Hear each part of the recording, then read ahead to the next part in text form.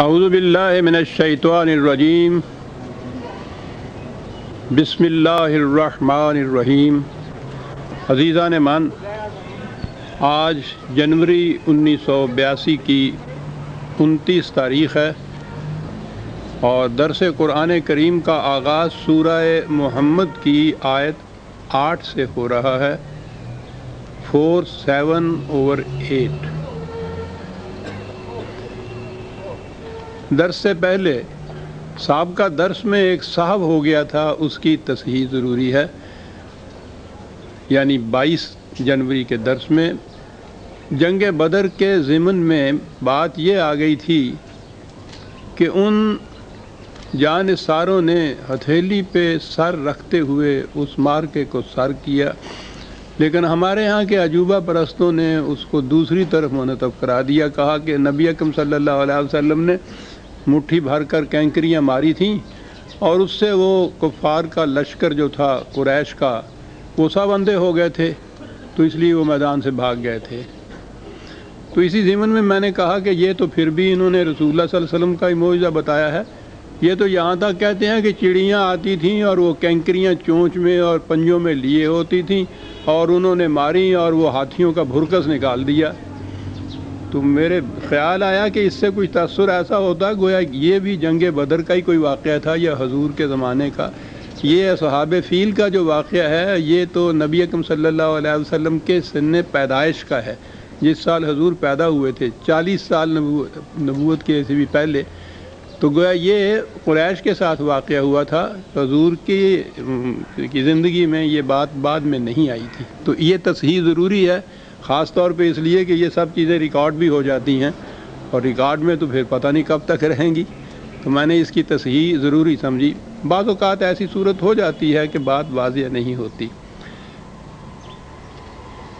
سابقہ درس میں بات ایک ہی آیت پہ آئی تھی اور وہ یہ تھی کہ اگر تم ہماری مدد کرو گے تو ہم تمہاری مدد کریں گے۔ یہ بات بڑی واضح طور پہ سامنے آ گئی تھی، اس کے دہرانے کی ضرورت نہیں۔ اگلی آیت یہ ہے کہ والذین کفروا فتعسا لہم واضل اعمالہم، اور اس کے برعکس جو لوگ اس سے انکار کریں گے، سرکشی برتیں گے، انجام کار ان کو تباہی ہوگی، شکست ہوگی، بربادی ہوگی، سرنگوں ہونا کہتے ہیں اس کو اصل میں۔ ان کی کیفیت یہ ہوگی، وہ کامیاب نہیں ہو سکیں گے اور وہ سارا ان کا کرتا دھرتا ضائع جائے گا۔ یعنی جس مقصد کے لیے وہ یہ سب کچھ کر رہے ہیں کہ شکست دے دیں اس نظام کو، اس تحریک کو، وہ اس میں ناکام رہیں گے، اس لیے ان کا سب کرتا دھرتا ضائع چلا جائے گا۔ یہ جو چیز ہے ضائع چلے جانے والی بات بھی اس سے پہلے کے درسوں میں آ گئی ہوئی ہے کہ اعمال کا رائے گاں جانا معنی کیا رکھتا ہے اور وہ کس طرح سے رائے گاں جاتے ہیں۔ ویسے ہی جیسے ہمارے بظاہر اعمال جو ہم کر رہے ہیں رائے گاں چلے جا رہے ہیں، یعنی مذہب کے نام پہ جو کچھ کر رہے ہیں۔ آگے بات ہے اور وہ اب جو درس ہم آگے چلتے جائیں گے آپ دیکھیں گے ایک ایک آیت جو ہے وہ ایسی کنسنٹریٹڈ آتی ہے، ارتکاز اس میں ہوتا ہے کہ ایک آیت کے اندر معانی کے ایک سمندر بند ہو گیا ہوتا ہے۔ ذالکا، اب دیکھیے کہا یہ ہے کہ یہ سب رائے گاں جائیں گے، ان کے اعمال تباہی ہوگی، ذلت ہوگی، خواری ہوگی، بربادی ہوگی۔ ذالکا، یہ کیوں ہوگا؟ بِأَنَّهُمْ كَرِهُوا مَا أَنزَلَ اللَّهُ، یہ اس لیے ہوگا کہ وہ خدا کی کتاب، یہ کرہو کا لفظ ہے، یہ پنجابی کہنے نے بدے ردے کسے گل نوں مننا، کہ وہ مجبوراً نام تو لیتے رہیں گے اس کا لیکن دل سے وہ اس کو نہیں تسلیم کریں گے۔ نفرت کے بھی معنی آتے ہیں، کراہت جسے آپ کہتے ہیں۔ ما انزل اللہ، قرآن سے ان کی یہ کیفیت ہوگی کہ ماننا کو زبان سے وہ پڑے گا ان کو مجبوراً، لیکن دل سے وہ نہیں اس کو مانیں گے، پسند نہیں اس کو کریں گے۔ یہ وجہ بتائی ہے۔ فَأَحْبَطَ أَعْمَالَهُمْ، اس وجہ سے ان کے تمہارے وہ کام جن کو وہ سمجھیں گے کہ بڑے نیک کام ہم کر رہے ہیں وہ ضائع چلے جائیں گے۔ ذالک، عام طور پہ ہمارے ہاں کہتے ہیں اسباب زوال امت، میں نے بھی ایک کتاب لکھی ہے، تو اس میں اسباب یعنی بہت سے کازز جو ہیں ہمارے ہاں کی تباہی کے، زوال کے، ان سے بحث کی گئی ہے۔ قرآن تو اس کا ایک ہی سبب بتاتا ہے، اور باقی اسباب تو اس کے نیچے آ جاتے ہیں۔ قرآن کا جو صحیح مقام ہے وہ نہ دینا، مجبوراً اس کو ماننا، عمل اس کے خلاف ہونا، یہ ہے جو قرآن نے وجہ بتائی ہے۔ کرہو جو ہے یہ تو غیر مسلموں کے لیے تو آ نہیں سکتا کہ وہ تو اسے مانتے ہی نہیں ہیں۔ تو ما انزل اللہ کے متعلق دل میں یہ چیز پیدا ہونا کہ جو وہ مقصد، جو مقام اس کا ہے وہ نہ دیا جائے، مجبوراً اس کو مانا تو جائے۔ کافر نہ توانی شد، ناچار مسلمان شاہ،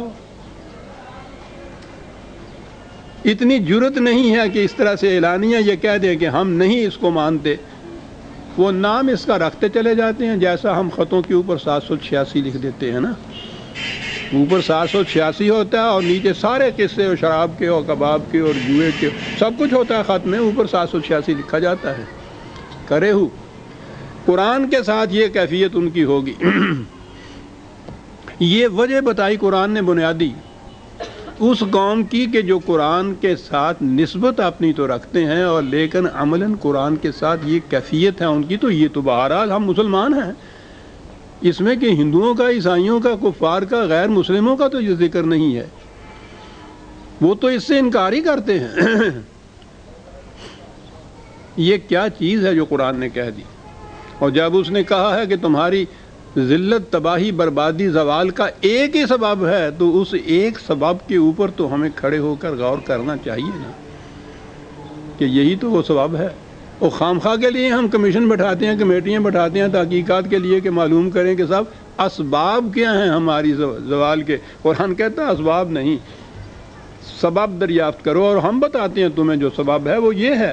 کرہو ما انزل اللہ۔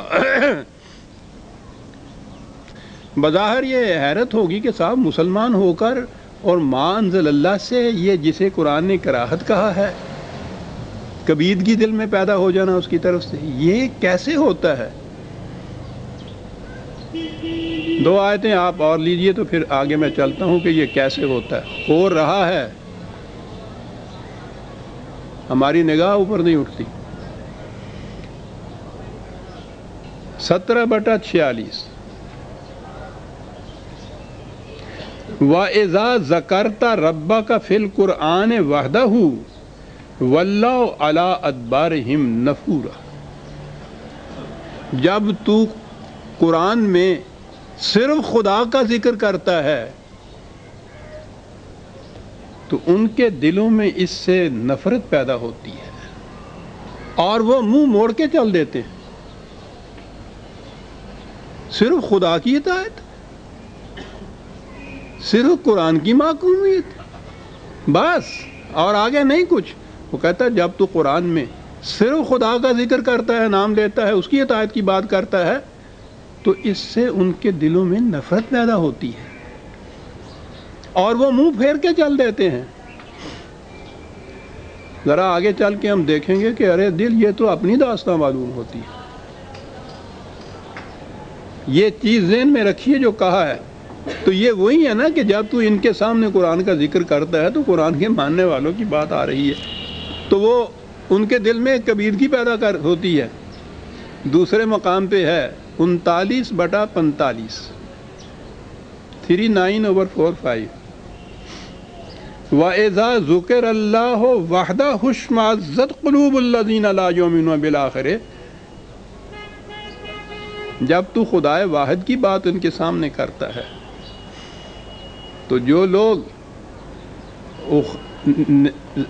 اب اس کو جو کہا ہے کہ آخرت پر ایمان نہیں رکھتے، قانون مکافات عمل پر ایمان نہیں رکھتے، آخرت کی زندگی پر ایمان نہیں رکھتے، تو ان کی کیفیت کیا ہوتی ہے؟ اشمئزت قلوب الذین لا یؤمنون، ان کے دلوں میں کبھی